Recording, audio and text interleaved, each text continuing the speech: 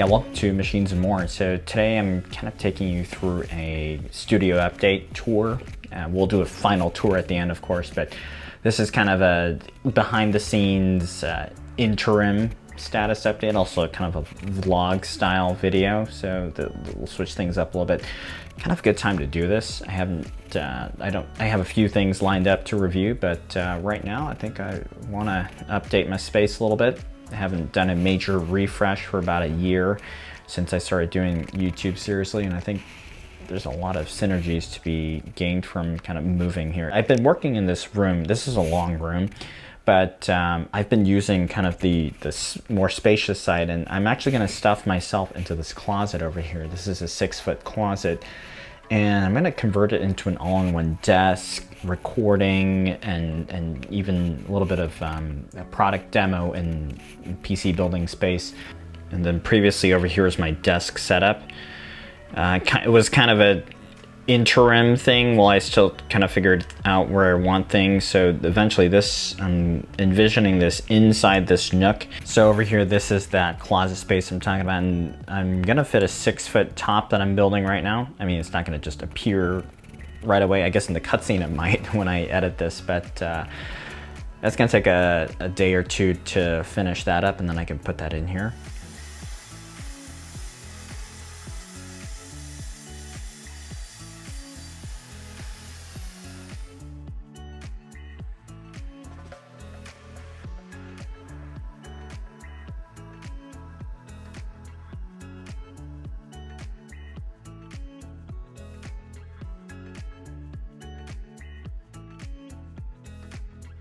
All right, so the framing is all done. It's mostly scrap wood here that I've gotten lying around, but since the side members are going to be the main weight-bearing pieces, I've gone ahead and used white oak hardwood for that. The rest is 3/4 inch plywood, just a mini torsion box. The top is strong enough to hold its own weight in the middle, but this will give just a little bit more transfer of the load to the other members, especially the back and the side here.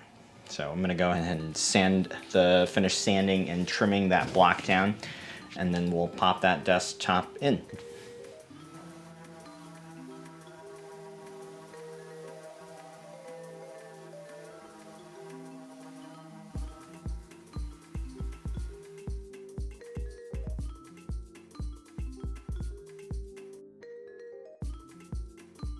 Alright guys, so here is the desktop. This is going to be the heart of the entire setup. So it is done now. I just finished trimming it, finishing it. It is sanded to 220 grit, and I know it looks a little pale right now, and Black Walnut will look that way until you apply a finish to it. So once we get that beeswax and mineral oil combination finish onto here, you're going to see it really start to sing. So overall the fit is really good. I think this is going to complement this entire space really well. So to attach this top, what I've done is I've oversized the holes on the frame. I'm using washer head screws to tighten down to the hardwood top. Because it's a hardwood top, you want to let it move with the seasons. And so coupled with the washer, the oversized holes, and less than perfectly tight screw tension, that'll allow this top to breathe and move as the seasons and the humidity change.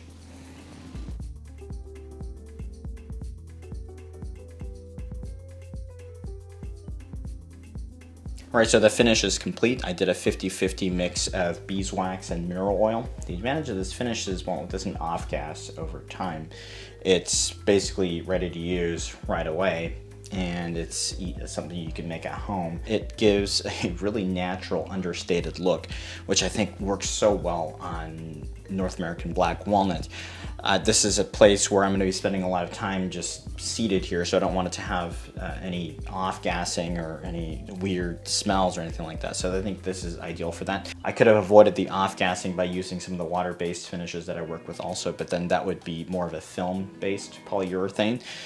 But with this desk, I really wanted it to have more of that natural feel and be able to have that warmth just to maximize my creative energy. All right, so it's time to do a quick sound check here. This is the untreated space. I've got the Rode video mic that I've been using forever, And we'll be upgrading this mic soon, but just for the sake of comparison, before and after I install the acoustic treatment, we'll give it a good old sound test. 1, 2, 3. This is an audio test. 1, 2, 3. The Rode video mic is on a boom stand or mic stand, and that eventually will be rigged up more permanently to the closet, but we'll just kind of get a difference here before and after, and then we'll let this acoustic foam do its thing. This stuff is kind of interesting. It's like super thin. See that? Like, but then it's gonna hopefully expand to like 2-inch thickness here. We'll give it a little while to expand out. Yeah. All right, so that's all the foam here. I've unpacked it all. This is 48 pieces, so it should cover this space here. Just let it expand. It's probably gonna take a little while. I was concerned if these would smell bad, but they're actually okay, so that's hopeful. But you know, the funny thing is you can already hear kind of the reverberations being cut down, just being right in front of this stuff, just having so much material to soak up all the echoes. So looking promising here.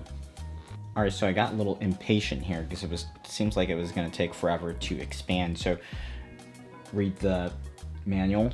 So it said that the stuff takes 2 to 3 days to expand. I soaked this piece in water, and then I squeezed out all the water, and then supposedly this will only take like 3 or 4 hours to expand. So that's what I'm gonna do. I'm just gonna dunk these all each in a bucket, and then we'll just wring it out, let it dry. So a couple hours should be ready to go. All right, so the way this works is you just use this double stick tape and you mount it on the back of the foam. I waited a little bit, and actually as I was soaking some of the other pieces, most of these expanded anyway. It's just a couple of kind of holdouts that don't want to expand that I'll probably have to soak. But I'm gonna start attaching these. They'll go on the wall in an alternating pattern just to break up those sound waves. And yeah, it's just a tedious process, that's all.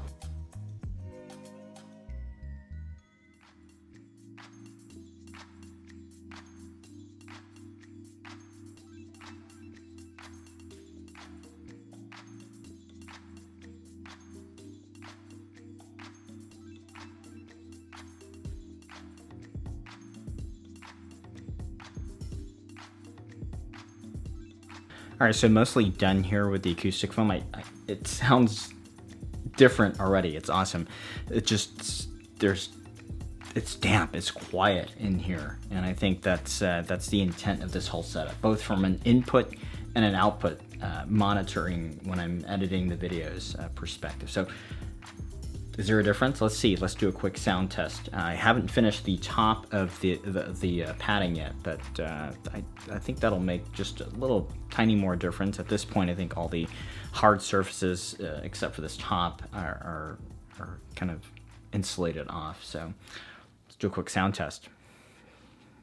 This is an audio test with the foam installed. Mic, it's at the same position.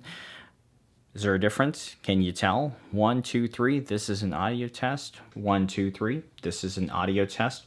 1, 2, 3. 1, 2, 3. And we'll compare it side by side with the untreated room just to see if there's a meaningful difference. I hope there is. This stuff was kind of labor intensive to install. The first time working it, it's foam, so it can't really go wrong. And if it falls off the wall, it's not the end of the world either. No one's gonna die. So I think this is a good stopping point.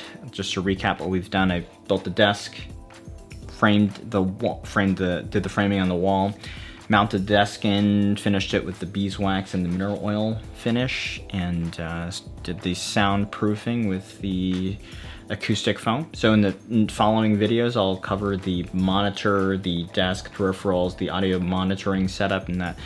And at some point we'll get to the lighting and the upgrades that I'm doing there. So, and hopefully we'll have a new mic to test soon too. So I'm gonna go ahead and finish up the acoustic foam on the top and edit this video so you guys can get the updates here.